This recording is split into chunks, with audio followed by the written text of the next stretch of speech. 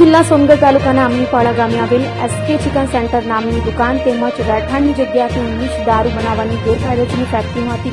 પ્રોહી જથ્થો તથા ઇંગ્લિશ દારૂ બનાવવાના સાધનો સાથે કુલ કિંમત ₹5,14,403ના મુદ્દામાલ સાથે આરોપીઓને ઝડપી પાડતી local crime branch Tapi,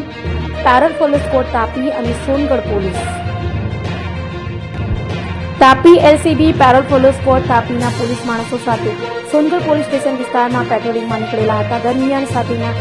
ASI Jayeshbhai વિલકિયાભાઈ તથા રાહુલભાઈ દિગંબરભાઈ નાઓની ખાનગી સંયુક્ત બાતમી મળેલ કે સોનગઢ તાલુકાના આમલીપાડા ગામે એસકે ચિકન સેન્ટર નામની દુકાન તેમજ રહેઠાણની જગ્યાએ સોનગઢના પ્રોહી બુટલેગર સિકંદર શાંતુભાઈ ગામિત તેમજ તેની પત્ની